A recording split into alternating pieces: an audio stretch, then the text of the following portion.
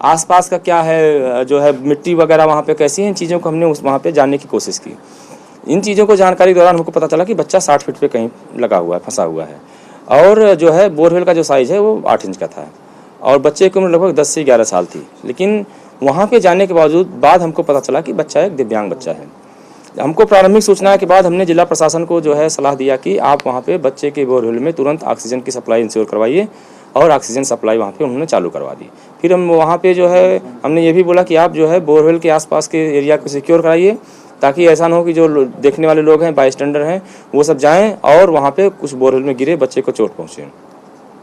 तीसरी बात हमने उनको बोली कि आप जो बोरवेल है उससे 10 फीट की दूरी पे एक गड्ढा खुदवाना चालू कीजिए, और वो हमको गड्ढा उतना ही गहरा चाहिए जिस गहराई पे बच्चा फंसा हुआ है। तो बच्चा चूँकि 60 फीट पे था, और इसलिए जो है 60 फीट गहराई का गड्ढा वहाँ खोदना चालू हो गया। 60 फीट गड्ढा खोदने के लिए आप लोग समझ सकते हैं कि जो बड़ी मशीनें थी उनको उतरने के लिए एक रैम बनाना पड़ता है। तो वो रैम बनाना और गड्ढे को खोदना, ये काम वहाँ पे चालू हो गए थे। हमारी टीम भिलाई में, एक टीम हमारी स्टेशन रहती है लगातार। जब वो भिलाई से टीम वहाँ पहुँची, उन्होंने पहुँच के वहाँ पे हालात का जायज़ा लिया, और हमको ये समझ में आया कि वहाँ पे बच्चा दिव्यांग है, और घर में जो है छोटे भाई से, जिसका नाम ऋषभ था, और जो उसकी दादी थी उनसे ज़्यादा अटैच था। तो हमने बोला कि उनसे बच्चे की बात करवाइए, ताकि बच्चे को एक इमोशनल सपोर्ट मिले। बच्चे को सबसे ज़रूरी होता है किसी भी ऑपरेशन में, जब इस तरीके का कोई क्रिटिकल ऑपरेशन होता है जिसमें किसी की जान फंसी हुई है, किसी क्लोज इन्वायरमेंट में, किसी भी कंडीशन में जहाँ पे उसकी जान को खतरा है, सबसे ज़रूरी होता है उसको ये होप देना, ये उम्मीद देना कि आप ज़िंदा बचे रहोगे, आपको हम ज़िंदा निकाल लेंगे। ये होप देना बहुत ज़रूरी होता है। अगर उसको ये होप नहीं होगी तो कोई भी आदमी होप छोड़ देगा तो अपनी सांसें छोड़ देगा। जब उसकी दादी और बच्चों ने छोटे भाई ने बात करना चालू किया, उसको कई तरीके से वो लोग अपनी भाषा में बात करते थे, खाइबो जाइबो चलबो, है ना, इस तरीके से उनका अपना जो स्थानीय बच्चा जो उसके अपने थे उससे बात करता था। तो केला खा लो, केला खा ले, तो इस तरीके से फिर हम लोग जो है बच्चे को खाना खिलाने की कोशिश किए। वहाँ पहुँचने के बाद तो पता चला कि बच्चा केला पसंद करता था। हमने जो है उसको केला दिए, बच्चे ने केला खाया भी। एक बार में 1-2 केला खाता था, फिर उसके बाद नहीं खाता था। फिर हमने बच्चे को फ्रूटी दिया, कुछ हमने बोला कुछ लिक्विड दिया जाए उसको। तो बच्चे को फ्रूटी दिया गया, तो बच्चे ने फ्रूटी पिया। अच्छा लगा, हम लोगों को बहुत अच्छा लगा, क्योंकि बच्चा जैसे कुछ खाता पीता था तो हम लोगों को रिलैक्स मिलता था, बच्चा सुरक्षित सही है, खा पी रहा है, सही है। फिर हमने जो है हमारी टीम ने डिसाइड किया कि हम लोग क्यों ना जो है इसको, बच्चा काफ़ी समय से नीचे है, मिनरल्स की कमी हुई होगी, ORS घोल दिया जाए। हमने उसको बोतल में ORS घोल दिया तो उसने नहीं पिया। फिर हम लोगों ने उसको फ्रूटी का जो डिब्बा होता है उसमें से फ्रूटी निकाल के ORS घोल डाल के उसको पाइप वगैरह बाकायदा लगा के रस्सी में, जालीदार रस्सी में लटकाया, ऐसे कि उसको फ्रूटी खूब अच्छे से दिखे। अगर नहीं दिखेगी तो नहीं लेता। तो उसको हमने नीचे दिया, तो उसने जो है ORS घोल को पिया, उन्हें बहुत अच्छा लगा। चलो ठीक। फिर उसी बाद हम उसको कभी फ्रूटी देते थे। हर बार ऐसा नहीं कि ORS घोल ही देते थे कि ORS घोल भी पीना छोड़ दे। तो कभी फ्रूटी देते थे, कभी ORS घोल देते थे। ये सब प्रक्रिया एक तरफ चल रही थी। एक टीम जो हमारी जो इस सब चीज़ों को कर रही थी, दूसरी टीम हमारी जो थी, जो वो डिसाइड कर रहे थे कि बच्चे को बोरवेल से निकालने के लिए हम किस तरीके का इम्प्रोवाइज्ड अप्रोच अप्लाई करें, कैसे बच्चे को उठाया जाए। बच्चा दिव्यांग था, इसलिए जो सुनता जो है ना वो कम था, बोलता बहुत कम था। अब जब बच्चे उसके छोटे भाई से हमने बहुत बात किया, उसके छोटे भाई और एक उसकी चचेरी बहन थी, हमने उसके साथ काफ़ी डिस्कशन किए, सिर्फ और सिर्फ इसलिए कि उस बच्चे की मनोवृत्ति समझी जा सके। इसका भाई है तो इसके जो बातचीत करने का तरीका होगा, इसके पसंद नापसंद भाई बहन के आपस में काफ़ी मिलते रहते हैं। इस चीज़ों को हमने वहाँ पे काफ़ी समझने की कोशिश की। तो बच्चे से बातचीत के दौरान पता चला कि बच्चे का हाथ जो है ना वो इस लेवल से उठता नहीं था, इस तरीके से वो हाथ रखता था। उसी से छोटे भाई से ही बातचीत के दौरान पता चला कि बच्चे की उंगलियाँ पूरी तरीके से नहीं खुलती थी। तो अब लगा कि अगर बच्चा के हाथ नहीं उठता है तो रस्से को हमारे जो हम जो उसको लूप दे रहे थे ना, वो पकड़ नहीं सकता था। और अगर वो लूप पकड़ लेता तो हम उसको उठाने की कोशिश करते, क्योंकि बच्चा लूप नहीं पकड़ सकता तो हम बच्चे को उठा नहीं सकते थे। और साथ ही साथ जो है वहाँ पे जो हाथ अगर गर्दन के ऊपर नहीं आ रहा है तो आप समझिए कि किसी भी आदमी को सबसे पहले खड़े पोजीशन में अगर आप ऊपर से देखते हैं सबसे पहले गर्दन मिलती है। अगर हम कोई लूप देते तो सबसे पहले उसकी गर्दन आती थी। हाथ नहीं ला रहा है बच्चा ऊपर, तो जो हमारा लूप थे, जो हमारे हार्नेस थे, जो हमारे इक्विपमेंट थे, गर्दन पे चोट पहुंचा सकते थे।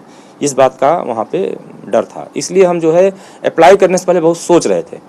अब बात में पता चला बच्चा हाथ ही नहीं उठा रहा था, हमने वो हार्नेस डालने बंद कर दिए, क्योंकि हो सकता था कि हार्नेस हमारे गर्दन में चले जाए और बच्चे को नुकसान पहुंच जाए। इसलिए हमने वो टेक्निक छोड़ दिया। हमने कहा अब इसको हम नहीं अप्लाई करेंगे, बच्चे की जान खतरा हो सकता है। और इन चीज़ों को कैलकुलेट करने के बाद जो पैरेलल डिगिंग चली तो कंटिन्यू हमने बोला जो मशीनें थी वो 240 कैपेसिटी की जो है जेसीबी थी, पोकलेन थी। हमने बोला नहीं, इससे नहीं, इससे बड़ी मशीन मंगवाई जाए। जो फिर तत्काल जिला प्रशासन ने उन मशीनों को मदद उपलब्ध कराया। जिला प्रशासन का वहाँ पे सहयोग बहुत था। उन्होंने हम जो चीज़ों की उनसे हम बताते थे रिक्वायरमेंट, वो तत्काल वहाँ पे उसको उपलब्ध कराने की कोशिश करते थे। वहाँ पे जो है फिर एक 360 जेसीबी आती है, पोकलेन आती है, उसको मंगाया गया, खुदाई में स्पीड लाई गई। और वहाँ पे हम जब लगभग 58 फीट पहुँचे थे तो नीचे एक बहुत बड़ी चट्टान थी, पूरी तरीके से पैक किए हुए थी। बोरवेल के पास जैसे उसने कसम खा के बैठी थी कि हमको टनल तक बोरवेल के पास जाने ही न देगी। तो हमने जो रॉक ब्रेकर होते हैं जेसीबी में उसको फिर सेट करवाया, फिर उसको रॉक ब्रेकर उतारा तोड़ने के लिए। तो वो रॉक ब्रेकर तोड़ते तोड़ते उसकी जो चिसिल होती है ना भारी से, आप लोगों ने देखा, वो टूट गई। पत्थर नहीं टूट रहे थे। फिर मुश्किल आई, हमने दूसरा रॉक ब्रेकर भेजा क्योंकि बगैर उस पत्थर को तोड़े हमको पता था कि सफलता नहीं मिलने वाली। और रॉक ब्रेकर, वो चट्टान काफ़ी भारी, मुझे लगता है कि 25 फीट के आसपास उसकी टोटल जो है रहा होगा। दोबारा भी जब नहीं टूटी तो हमने बोला ठीक है, अब इसमें टाइम वेस्ट करना नहीं है। हम बच्चा जो है जो 60 फीट पे है, 62 फीट के आसपास हमको मिल रहा था, तो हमने बोला हम 58 फीट से अप्रोच लेंगे। तो हमने जब अप्रोच लेना चालू किया तो हमको स्पेस बनाने में हमने जो हमको 57 ही मिला। मतलब कुछ वहाँ पे ऐसा ना कि जगह बनाने में मशीनों को डिप्लॉय करने के लिए हमको कुछ जगह चाहिए होती है। तो हमने 57 से ही अप्रोच लिया और फिर वहाँ पे हमने बच्चे के पास हमने डिसाइड किया कि बच्चा 60 पे है तो हम टनल को धीरे धीरे डाउन करते चले जाएंगे ताकि बच्चे के पास पहुँच जाए उठाने के लिए। फिर हमने यह अप्लाई किया। फिर हमने थोड़ा सा लगभग 2 फीट हमने वहाँ पे मिट्टी थी, 2 फीट मिट्टी निकाली। उसके बाद वहाँ सामने एक मोटी सी चट्टान खड़ी हुई थी। उसके बाद फिर वहाँ पे चट्टानों को देख के पता चला कि ये डोलोमाइट रॉक्स थी। डोलोमाइट रॉक्स काफ़ी कठोर होती है, काफ़ी कड़ी चट्टान होती है। और उससे भी एक उसकी जो पिकुलर स्पेशलिटी होती है कि जब वो सूखी रहती है, ड्राई रहती है, तो थोड़ी वीक होती है। अगर उसको पानी मिलता है, पानी से अगर उसमें जैसे सीमेंट को आप पानी दे देते हैं तो मजबूत हो जाती है, तो उसी तरीके से उसकी टेंडेंसी है। पानी अगर उसको मिलता है तो बहुत कड़ी हो जाती है। हमने जो हमारे इक्विपमेंट से हम लोग उससे तोड़ रहे थे, लगा इससे नहीं टूट पाएंगे, बड़े हमको इक्विपमेंट लगाने पड़ेंगे। बड़े इक्विपमेंट लगाने में जो सबसे बड़ी समस्या थी कि बोरवेल में पाइप नहीं डाली गई थी। जो बोरवेल था उसमें पाइप नहीं डाली गई थी। और सबसे ताज्जुब की बात, उस जगह पे उसी एरिया में 3 बोरवेल बनाए गए थे, तीनों खुले छोड़ दिए गए थे। जिसमें से एक में बच्चा गिरा, उसके 10 फीट बगल में दूसरा बोरवेल था, लगभग 20 फीट आगे तीसरा बोरवेल था, जो खुदाई के दौरान पूरी तरीके से उखड़ के समाप्त हो गया। और उसमें पाइप भी नहीं डाली थी। तो जब अगर हम बड़ी मशीनें लगाते तो बड़ी मशीन में वाइब्रेशन होता है, एक तो वाइब्रेशन होता है। दूसरी समस्या क्या है, आप लोगों ने देखा होगा कि कभी भी हॉरिजॉन्टल डिगिंग करने के लिए कोई मशीन नहीं बनाई गई है। सारी मशीनें बनाई गई हैं वर्टिकल डिगिंग करने के लिए, ऊपर से नीचे जाने के लिए।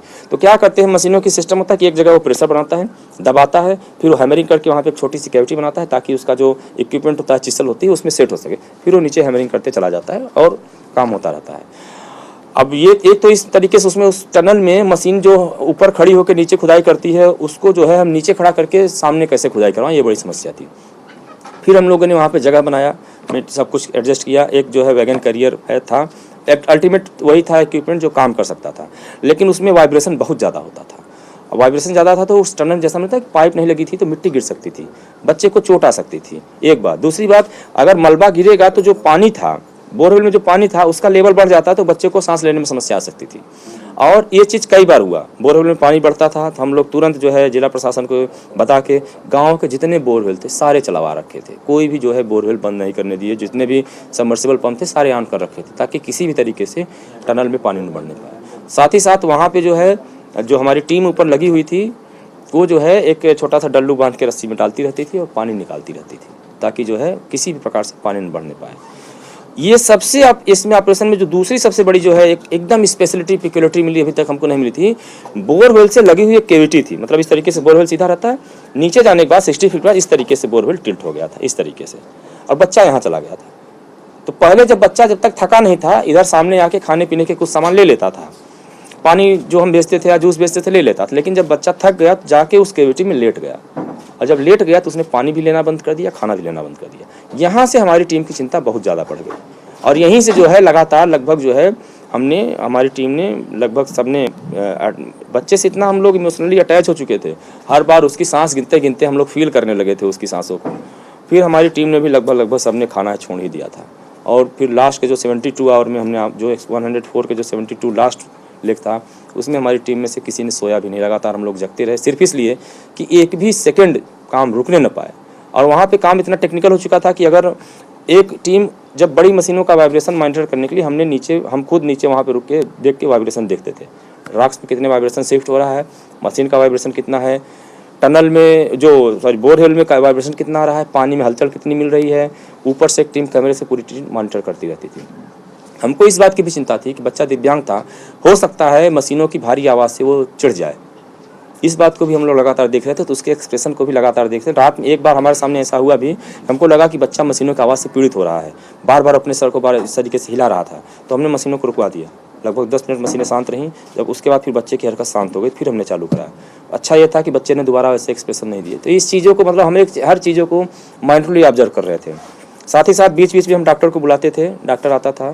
तो जैसा आप सब जानते हैं कि हर एक ब्रीदिंग रेट होती है, 1 मिनट में आदमी कितनी सांस लेता है, वयस्क की अलग होती है, बच्चों की अलग होती है। तो डॉक्टर आके मिनट वाइज उन सांस को काउंट करता था, तो लगता था कि नहीं ब्रीदिंग सही चल रही है, और अभी जो है घबराने की बात नहीं आई है। तो उसको देख के हम लोगों को जो विश्वास था कि अगर हम जो है खुदाई जो है ज़बरदस्त करते रहेंगे तो बच्चा हमको मिल जाएगा। और जब डॉक्टर बोल दिया कि भाई ब्रीदिंग घबरा चल रही है, अभी बच्चा जो है हमारी बच्चे की ब्रीदिंग कंट्रोल में है, तो हमको जो है हमारी टीम और ज़्यादा जोश से लगी हुई थी। इससे पहले कि जो है उसकी सांसें घटनी बढ़नी चालू हों, हम जल्दी से जल्दी उसको निकाल लें। इन सब के दौरान जो बड़े चैलेंज आए हमारे, जैसा मैंने कहा बच्चा वर्टिकली हम उसको बोर से निकाल नहीं पा रहे थे, वहाँ पे पब्लिक बहुत ज़्यादा थी, उसका लगातार जो है वहाँ पे भीड़ बढ़ती जा रही थी। मीडिया के लोग भी वहाँ पे हर समय हमसे जानने की कोशिश कर रहे थे अपडेट्स के लिए। लेकिन जो टनल बना रहे थे, जैसा मैंने कहा जब सामने चट्टान आ गई, टूटती नहीं थी वो। आप अगर किसी ओपन सरफेस पर रख के चट्टान को तोड़ते तो उसको चारों तरफ से खाली एरिया मिलता है, जो आप प्रेशर डालते हो चट्टान क्रैक होकर टूट के गिर जाती है। यही सिस्टम काम करता है। वहाँ पे चट्टान चारों तरफ से दबी हुई थी, हर तरफ से मिट्टी पत्थर एकदम सपोर्ट थे, उसको दबी हुई थी। तो अगर हम उस पर क्रैक मार भी देते थे ना, तो टूट के नहीं गिरती थी। फिर हमने क्या किया कि हमने जो वैगन कैरियर के हमने 3-3 इंच के होल बनाए। उसमें होल बनाते थे, आप लोगों ने देखा होगा, कई गोले गोले होल दिखते हैं फोटो में टनल में। उस होल को बनाते थे, फिर उस होल को जो रॉक ब्रेकर था, दूसरा जो इक्विपमेंट था 52 kg का इक्विपमेंट, जो हम लोगों को हाथ पे उठा के चलाना पड़ता था। वो इक्विपमेंट एक्चुअली बनाया गया है कि ज़मीन के सरफेस पे रख के जो कंक्रीट स्लैब होते हैं उनको तोड़ने के लिए ऊपर रख देते थे, हाथ से सपोर्ट देते हैं, वो तोड़ता है। लेकिन अब चूंकि वहाँ पे तो ऐसा हम तोड़ना नहीं था, हमको तो इस तरीके से तोड़ना था ना, जहाँ हॉरिजॉन्टल जाना था। तो उस पूरे इक्विपमेंट को 52 kg को हमको अपने हाथों पे उठा के चलाना पड़ता था। साथ ही साथ जो उसके पूरे वाइब्रेशन थे, इतना वाइब्रेशन उसमें होता था कि सामने पत्थर को तोड़ता था। उस पूरे वाइब्रेशन को हम लोगों को हमारे कंधों पे झेलना पड़ता था। कई बार जो है कंधों पे वो हाथों से संभलता नहीं था, तो हम लोग जो है क्या करते थे, लकड़ियाँ लगा के उसके चिसिल को सेट करते थे। पीछे से एक आदमी जो है अपने पीठ से सपोर्ट देता था, अगर जगह मिलती थी तो पैर से सपोर्ट उसको पुश करता था।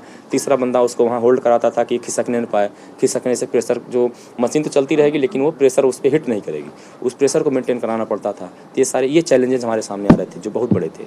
इससे भी बड़ी बात हो रही थी, जब जैसे टनल में अंदर जा रहे थे ना हम, 18 फीट हमको खुदाई करनी पड़ी, क्योंकि हमने जो है गड्ढा खोदना 10 फीट चालू किया था।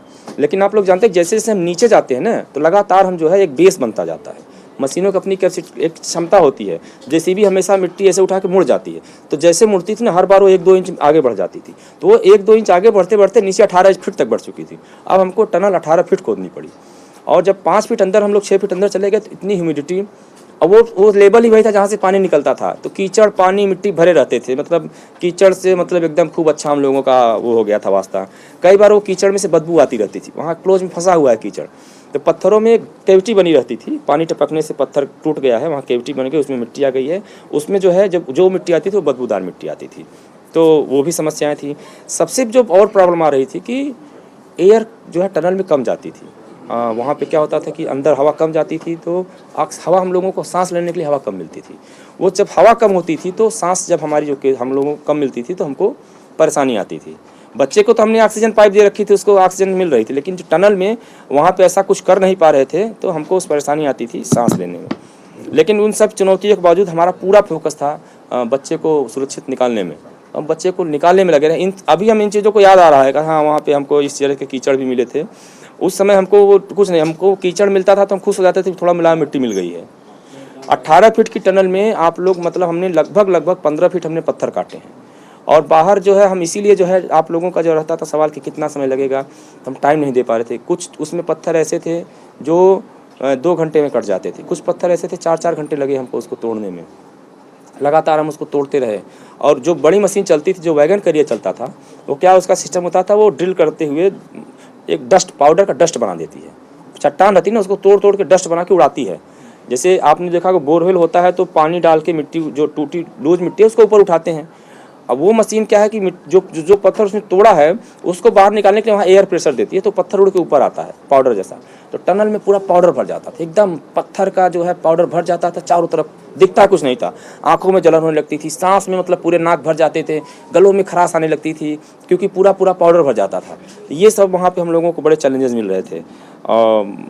लगातार सीखा क्या इस ऑपरेशन में, सीखा क्या, क्या नॉलेज आपको मिला इसकी वजह से आप अगर फ्यूचर में हो तो इतनी ज़्यादा परेशानी ना हो, इतनी मेहनत आपको ना करना पड़े? देखिए, हर ऑपरेशन यूनिक होता है अपने आप में। जैसा मैंने बताया कि केविटी पहली बार हमको मिली, बोरवेल में नीचे जाके केविटी हमको पहली बार मिली।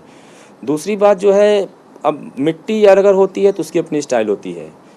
उड़ीसा की मिट्टी अलग तरह की है, छत्तीसगढ़ की मिट्टी अलग तरह की है, राजस्थान की मिट्टी दूसरे तरह की है।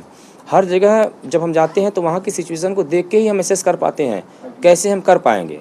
हाँ, इसमें जो है जो हैवी मशीन हमने डिप्लॉयड की, उसमें जो है सबसे बड़ी जो प्रॉब्लम आ रही थी कि केसिंग नहीं डाल रखी थी। अगर केसिंग उसमें पाइप डाल रखी होती बोरवेल में, तो बोरवेल में अगल बगल से जो कंकड़ पत्थर मिट्टी गिरने की संभावना थी वो न रहती, तो हम इसको और जल्दी कर सकते थे। सर, ये मेंटली फिट नहीं था, तो जी इसलिए ज़्यादा प्रॉब्लम हुआ क्या आपको? उसका रेस्क्यू ऑपरेशन में हाँ, ज़्यादा चैलेंजिंग हो गया? चैलेंजिंग हुई। मैंने बताया कि शुरू में जब बच्चे के हाथ नहीं उठते थे गर्दन के ऊपर, तो हम जो हार्नेस डाल रहे थे बच्चे को निकालने के लिए, जो इक्विपमेंट अप्लाई कर रहे थे, वो नहीं अप्लाई कर पा रहे थे। दूसरी बात एक और इसमें थी कि कई बार बच्चा बीच में फंसा होता है। कई बार क्या होता है, बोरवेल 70 फीट का है, बच्चा कहीं 30 में फंसा हुआ है, तो बच्चे के नीचे भी जगह होती है। इसमें बच्चे के नीचे जगह नहीं थी, तो बच्चे के नीचे जगह नहीं थी, तो हमारे जो कुछ इक्विपमेंट थे जिसको हम बच्चे के नीचे तक डाल के उस पर उसको उसमें स्प्रिंग से रखते हैं कि वो पहले नीचे जाएगा, नीचे जाके इस तरीके से बंद रहेगा, ऐसे खुल जाएगा, तो इस पर बच्चे को खड़ा कर लेते हैं, उसको उठा लेते हैं। तो बच्चा वहीं बैठा ही था, उसी सरफेस पे ही था, तो ये जो हमारे इस टाइप के इक्विपमेंट थे जो उसके पैरों पे हम लोग खड़ा करके उठाते थे, वो भी नहीं लगा पा रहे थे। और भी जो हमारे इस तरीके के तरीके थे, और तो क्या होता था कि अच्छा जैसे बच्चा हमारी बात माने तो उसमें हम कुछ कर सकते, बच्चा हमारी बात नहीं मान रहा था। जब हम उसको फ्रूटी देते थे तो हाथ बढ़ा के ले लेता था, केला देते थे तो हाथ बढ़ा के ले लेता था। जब हम उसको कोई हाथ में फंसाने वाला, बॉडी में फंसाने वाला कोई इक्विपमेंट भेजते थे ना, तो टनल केविटी में जाके छिप जाता था। तो ये समस्या आ रही थी वहाँ पे। स्थानीय प्रशासन कौन सा था, वो उनका क्या आपको मिला? हाँ, वहाँ पे जिला प्रशासन पूरी तरीके से लगा हुआ था। जिला प्रशासन का हमको पूरी तरीके से सहयोग था। जो भी बड़ी मशीनरी प्रोवाइड कराई थी उन्होंने वहाँ पे तुरंत हमको उपलब्ध कराई। और जब भी चूँकि ऑपरेशन जो है वहाँ पे सब एक टीम थी, पूरी जिला प्रशासन, पुलिस प्रशासन, SDRF, NDRF ये मिल के कर रहे थे। तो वो लोग हम लोग साथ में डिसीजन बैठ के पहले सारे पॉइंट्स को कैलकुलेट करते थे, सोचते थे कि कितना हो सकता है। देश का बड़ा ऑपरेशन था, आप लोगों ने बहुत अच्छा काम किया। आपको कब पता चला कि उसके अंदर सांप है? अब तब कैसा फील हुआ, क्या बचा सकते? सांप एक्चुअली हम लोगों को जो है बहुत पहले ही पता चल गया था। हम तो वीडियो कैमरा लगा के देख रहे थे, हम तो उसकी ब्रीदिंग तक मूवमेंट देख रहे थे, तो सांप भी हमको दिख रहा था। लेकिन हम इस चीज़ों को जो है हम लोग जो है नहीं चाह रहे थे कि बाहर जाए पैनिक हो। और सांप हमको बड़ी में ऐसे, हाँ, कई बार उसके आसपास भी घूमते हुए दिखा। कई बार लगभग 20 साल पहले प्रिंस नाम का एक लड़का गिरा था। जी हाँ। इसी तरह बोरवेल में। हाँ। उस तरह उस समय जो ऑपरेशन हुआ था, ये ऑपरेशन डिफरेंसेस क्या था और कैसे अलग था ये टेक्नोलॉजी? बहुत सारे डिफरेंसेस थे। जो प्रिंस का ऑपरेशन था वहाँ पे मिट्टी थी, मिट्टी बहुत मुलायम थी, इसलिए उसको काटना ईजी था। दूसरा क्या था, प्रिंस जो है बोरवेल में ही था, टनल केविटी में नहीं गया हुआ था, आप समझ रहे हैं ना।